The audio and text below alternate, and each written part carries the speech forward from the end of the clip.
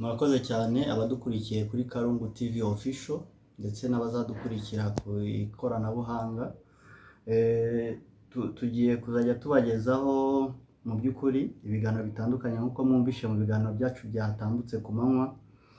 Ikindi ni uko ngewe nzajya mbagezaho ibijyanye n'ikoranabuhanga, mugenzi wanjye azakomeza kubagezaho ibijyanye n'ivugabutumwa n'ubuvuzi ndetse n'inyigisho zizajya zitambuka za buri gihe duhereye ku itariki ya mbere z'ukwezi kwa mbere 2025. Urumva ko rero turifuza ko mukora subscribe kuri channel yacu, ndetse tunashimira abayikoze ko tumaze kugira aba subscriber barenga 1000 kuri Karungu TV Official.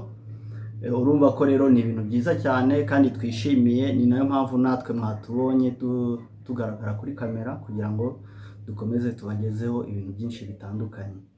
Kuri iyi nshuro rero ngiye gutangira mbasobanurira bimwe mu byo tuzabagezaho. Ni ibintu bitandukanye kuko turifuza kubagezaho ikoranabuhanga ryose rishoboka. Tuzabagezaho ikoranabuhanga rya electronic, tuzabigisha electronic ndetse tubigishe theory igendanye na pratique, tubigishe amashanyarazi nayo agendanye na pratique, tubigishe ikoranabuhanga ritandukanye, uko umuntu ashobora gukora installation ya kamera, uko umuntu ashobora gukora installation y'imirasire y'izuba, uko umuntu ashobora gukora installation y'amamashini agiye atandukanye, ndetse tubikore mu buryo buri pratique kuko twebwe turifuza tuzakora pratique gusa kuruta uko twakwigisha theory hano kuri mu rubuga rwacu. Kuri iyi nshuro rero hari shema nabateguriye yoroshye umuntu wari wese ashobora kwikorera iwe mu rugo. Ni shema yo gukora installation igizwe n'itara rimwe na interrupteur imwe ndetse na prise imwe, kuko urumva umuntu afite prise mu rugo iwe akagira interrupteur akagira n'itara ashobora gucana amashanyarazi nta kibazo. Turafata rero kuri cash power yacu, duhereye kuri cash power ubundi izifite insinga ebyiri. Izo nsinga ebyiri turaza kugera hano tuzita amazina kuko zifite amazina. Hari urusinga rwitwa phase, hakaba n'urundi rwitwa neutre. Iyi phase ni rwa rusinga dupima na testeri tukabonaho amashanyarazi. Neutre ni rwa rusinga dupima na testeri ntituboneho amashanyarazi.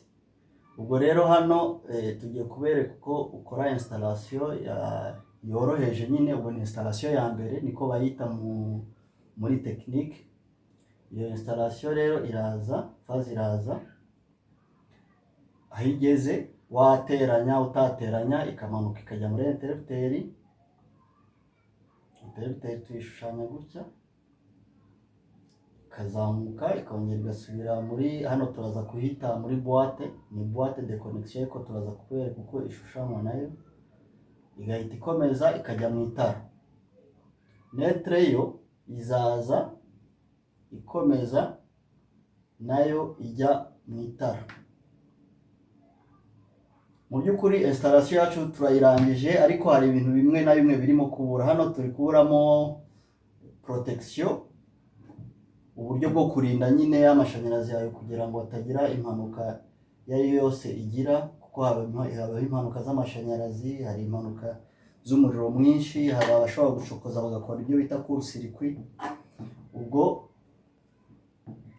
utu tumenyetso n'ibindi bimenyetso ndi kugenda nkoresha hano ndaza kubisobanura mu buryo burambuye.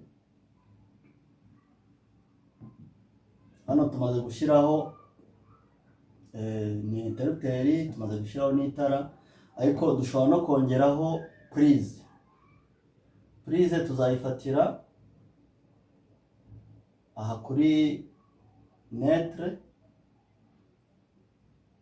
tuze tuyifatire n'aha kuri phase. Murabona ko hano hadateranije, uko biri kose murabibona ko ahateranije ni ahantu hashyize amapfundo hano. Ubwo niho hateranije muri makeya. Iyi ni installation mpoze yoroheje kandi ushobora gukora mu buryo bworoheje nawe bigakunda. Hano twabonye ni cash power. ngiye kubereka ibimenyetso twashizeho hano. Uru rusinga nanditseho N, navuga ko ni urusinga twita netre.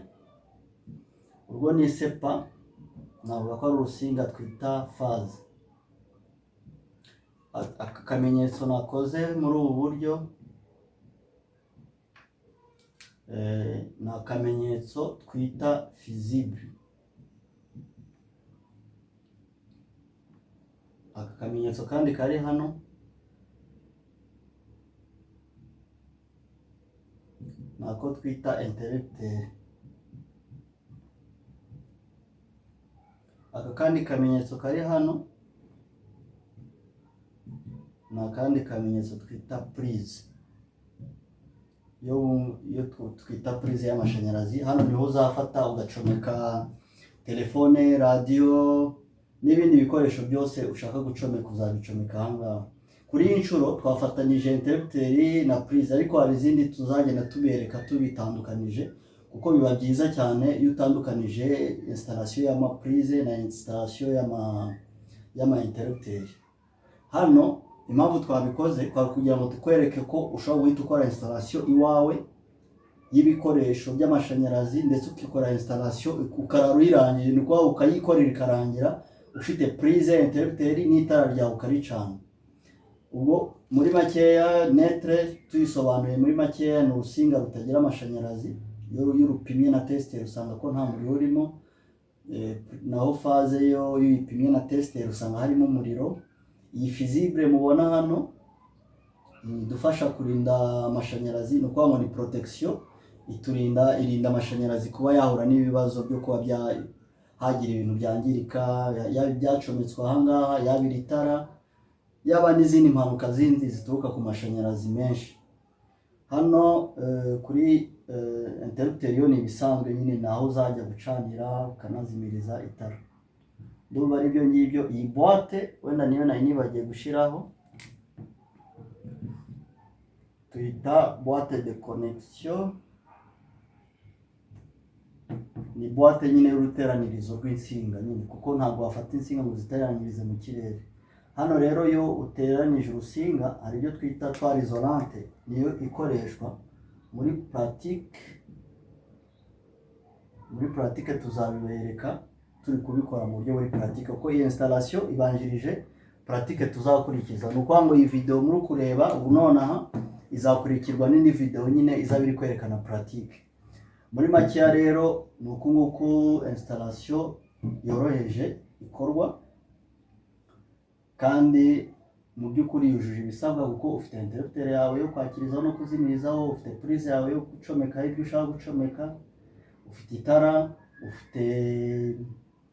ufite na ntuza na visible iproteja, ukaba ufite ibintu byawe byose. Ni ukuvuga ngo ugomba kuba ufite, wenda ikindi ntagaragaje hano nifuza nacyo kugaragaza, buriya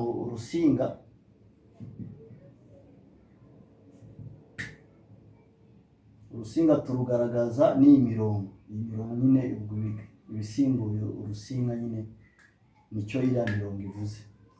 Ndumva ari ahangaha tugarukirije ubusobanuro bw'ibyo twashaka kubasobanura kuri uyu munsi. Tukaba rero dushimira abantu bose badukurikiye kuri Karungu TV, ndetse no kuri channel yindi mfite yitwa Ikoranabuhanga.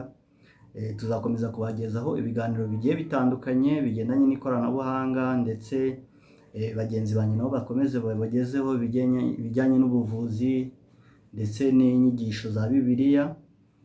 Ndumva rero tubashimiye cyane. Abambonye bwa mbere mukore subscriber, abandi wenda basanzwe barakoze subscriber, muzajye mugerageza mudukurikire, mutubaze ibibazo, mudusobanuze ibintu bitandukanye, tubasobanurire, kandi murakoze cyane.